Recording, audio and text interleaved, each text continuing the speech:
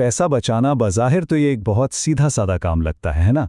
लेकिन क्या हो अगर मैं ये कहूँ कि सिर्फ पैसे बचा कर रखना उन्हें बढ़ाने के बजाय हकीकत में कम कर सकता है? जी हाँ, आइए इस दिलचस्प कहानी के जरिए इस बात को समझते हैं। जरा सोचिए, अगर 4 दोस्त बिल्कुल एक जितनी रकम एक ही वक्त के लिए बचाते हैं तो क्या आखिर में सबका नतीजा एक जैसा होगा? ये सवाल इस पूरी बहस की बुनियाद है। तो चलिए कहानी शुरू करते हैं। ये कहानी है 4 दोस्तों की जिनका मकसद बिल्कुल एक था। ये हैं अहमद, बिलाल, काशिफ और दानियाल। इन चारों ने मिलकर फैसला किया कि वो अगले 3 साल तक हर महीने 20,000 रुपए बचाएंगे। यानी 3 साल के आखिर में हर एक के पास जमा होंगे 7,20,000 रुपए। बिल्कुल बराबर शुरुआत है ना? लेकिन असल ट्विस्ट यहीं से शुरू होता है। मकसद तो एक था, मगर हर दोस्त ने अपने पैसों के लिए एक बिल्कुल अलग रास्ता चुना। आइए देखते हैं कि ये 4 रास्ते कौन-कौन से थे। सबसे पहले है अहमद। अहमद ने रिवायती तरीका अपनाया। उन्होंने हर महीने अपने पैसे सीधा करंट अकाउंट में जमा करा दिए, जहां कोई मुनाफा नहीं मिलता। बिल्कुल महफूज रास्ता, लेकिन रिटर्न 0। फिर आते हैं बिलाल। ये थोड़े मोहतात थे।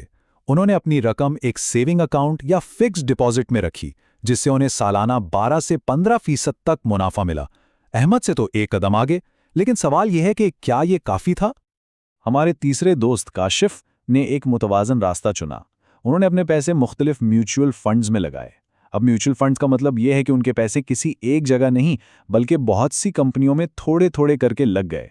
इससे रिस्क तकसीम हो गया और उन्हें औसतन 15 से 20% सालाना रिटर्न मिला। और आखिर में हैं दानियाल। दानियाल ने सबसे बड़ा कदम उठाया और बराए रास्त पाकिस्तान स्टॉक एक्सचेंज यानी PSX में सरमायाकारी की। जाहिर है ये एक ज़्यादा रिस्क वाला रास्ता था, लेकिन इसमें मुनाफे की गुंजाइश भी सबसे ज़्यादा थी। तो अब चारों दोस्त अपने अपने रास्तों पर चल पड़े हैं, लेकिन कहानी में एक ऐसे पोशीदा दुश्मन की एंट्री होती है जिसका उन्हें अंदाज़ा ही नहीं था, और वो है महंगाई।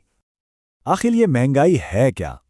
बहुत सादा लफ्ज़ों में, ये वो रफ्तार है जिससे चीज़ों की कीमतें बढ़ती हैं और हमारे पैसों की खरीदने की ताकत यानी परचेसिंग पावर कम हो जाती है।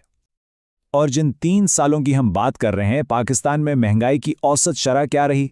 25 से 28% सालाना। ये एक बहुत बड़ा चैलेंज था, खासतौर पर उन लोगों के लिए जो पैसे बचा रहे थे। अब देखते हैं अहमद का क्या बना।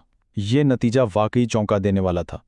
कागज़ पर तो इनके पास 7,20,000 रुपये मौजूद थे, लेकिन महंगाई ने इन पैसों की असल कीमत तकरीबन आधी कर दी थी। यानी उन्होंने पैसे जमा नहीं किए, बल्कि गवा दिए।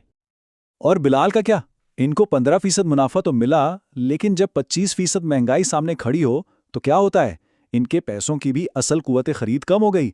यानी कागज़ पर तो फ़ायदा नज़र आ रहा था, लेकिन हकीकत में नुकसान हो रहा था। तो 3 साल बाद असल नतीजा क्या निकला? आइए अब इस कहानी के क्लाइमैक्स पर चलते हैं और देखते हैं कि रिस्क और मुनाफे के इस खेल में आखिर जीता कौन। ये चार्ट पूरी कहानी एक नज़र में दिखा रहा है। अहमद, बिलाल, काशिफ और दानियाल, इनके फाइनल सरमाए में ज़मीन आसमान का फ़र्क है।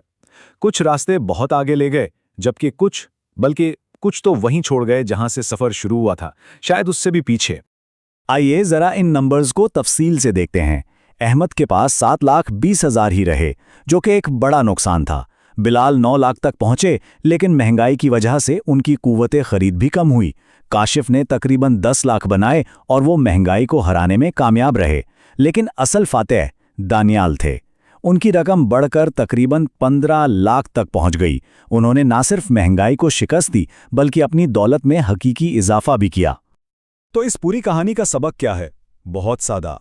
जो रास्ते सबसे महफूज लगते हैं, उन पर मुनाफा भी सबसे कम होता है। इतना कम कि वो महंगाई का मुकाबला भी नहीं कर पाता। मुतवाज़िन रास्ते दरमियाना मुनाफा देते हैं, जबकि ज़्यादा मुनाफे के लिए अक्सर ज़्यादा रिस्क लेना पड़ता है, लेकिन इल्म और सही हिकमत अमली के साथ। कहानी तो यहाँ ख़त्म हुई, लेकिन इससे मिलने वाला सबक अब शुरू होता है। इस सारी मालूमात की बुनियाद पर आगे का रास्ता क्या होना चाहिए? ये वो आम गलतियां हैं जो अहमद और बिलाल की तरह बहुत से लोग करते हैं। पैसा करंट या सेविंग अकाउंट में छोड़ देना, दोस्तों या रिश्तेदारों से मशवरा लेना और ये समझना कि सिर्फ बचत करना ही काफ़ी है, जबकि उनका पैसा खामोशी से अपनी कदर खो रहा होता है। तो फिर हल क्या है? हल है एक ज़ाती मंसूबा।